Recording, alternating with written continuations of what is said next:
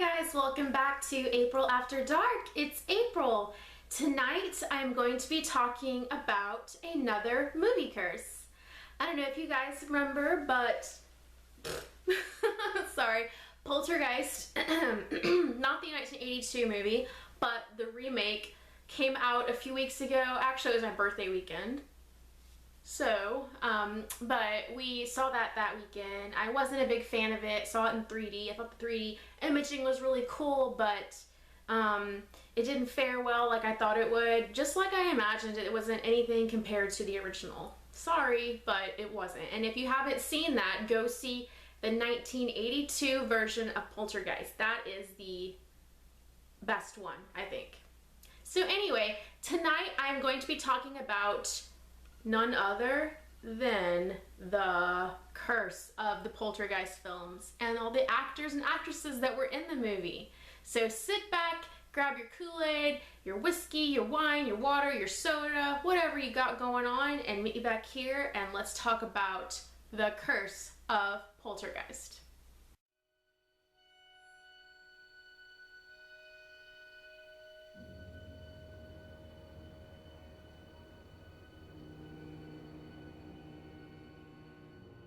So if you're a horror fan like me, then you're pretty much, aware of the Poltergeist curse. You know that Heather O'Rourke, the young girl that played the very famous Carol Ann, the very young, cute little girl, the blonde in the movie that says, "They're here," and she was the one that was stolen by the ghosts and taken into another dimension, and they wanted to keep her because of her, innocence and whatnot and everything. And then she starred in Poltergeist 2 and then 3. Well, she died during the making of part 3.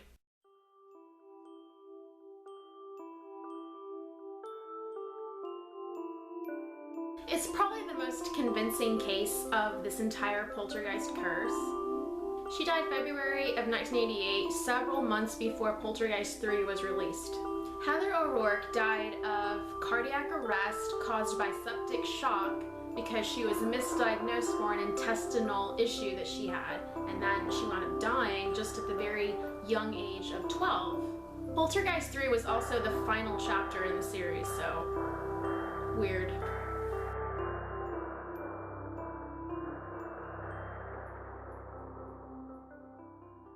You might remember Dominicks Dunn from the first film too. She was Carol Ann's older sister. She also died in the same year that the movie came out. She died 5 months after the Poltergeist film was released.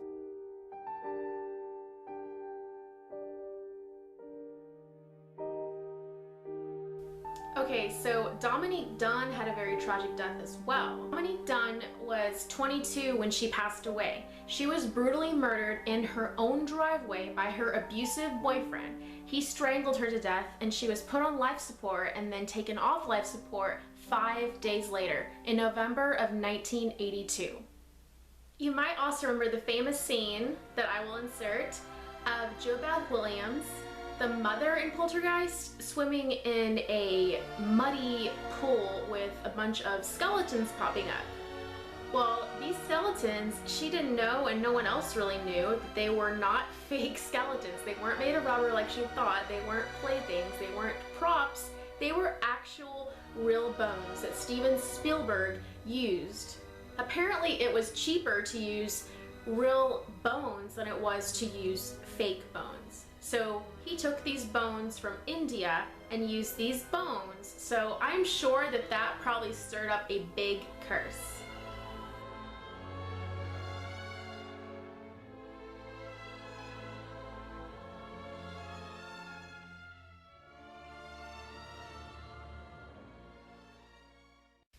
So the Poltergeist Part 2 came out, and there was an actor on there who was actually Native American. His name was Will Samson, and because of the use of the real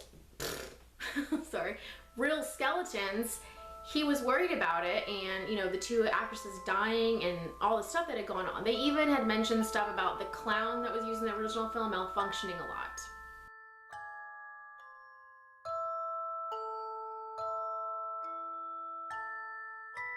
So, Will Samson performed an exorcism on the set of Poltergeist 2, and a lot of the actors and actresses and everybody that was involved in the film said the next day that they felt some sort of relief. Okay, so it doesn't really stop there. Julianne Beck, who played Cain in Poltergeist 2, died of stomach cancer.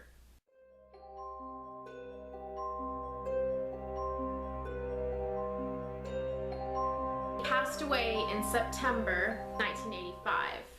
Well, get this, June of 1987, 2 years after this other actor died, Will Samson, the Native American actor who was in Poltergeist 2, who did the exorcism on set, passed away of malnutrition in June of 1987.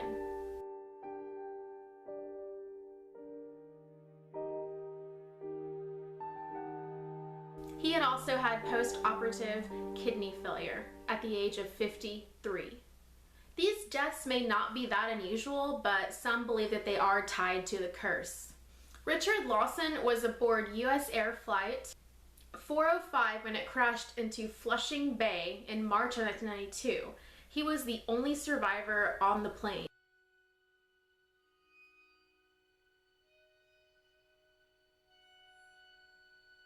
The event is also thrown into this whole curse thing because of everything that's happened to all these actors and actresses. Yet again, you know, all these years go by, but in 2009, another death occurs from a famous actor from the Poltergeist films. Lou Perryman, who played Pugsley in the first film, died in 2009 of a brutal axe murder. A recently released ex-convict murdered him with an axe. How crazy is that? Do you believe this is a curse? Or shall I keep going? So in the brand new film, Gil Keenan, the director, had, got this plot of land to film the brand new film. Well, he said that the strange thing about this house was that, in this part of land, was that a lot of the electronics and cameras and lights would malfunction, and it was only on this plot of land. Another weird thing was that the house that he actually rented to stay in for a while really was haunted. It came with a price, a woman in black, no joke. There was an apparition that appeared to him in the house that he was renting while he was filming this movie, and it was a woman in black.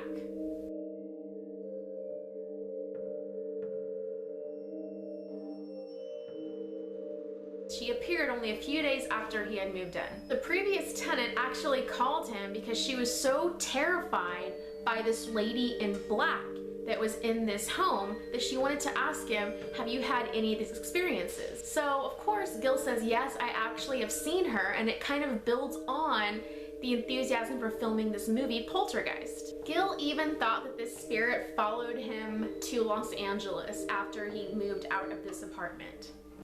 He actually finds all this stuff incredibly interesting, which would make sense why he would want to direct this film. But what do you guys think? Do you think that this really is a curse, or is it just a bunch of coincidences? Let me know what you think in the comment section below. This is the first video that you're seeing. My name is April, and click subscribe and like, and stay tuned for more videos like this, and I welcome you with open, creepy arms. Alright guys, that wraps it up. I will see you in my next video, and as always, stay scared, happy haunting, and have a very creepy night. Alright, bye.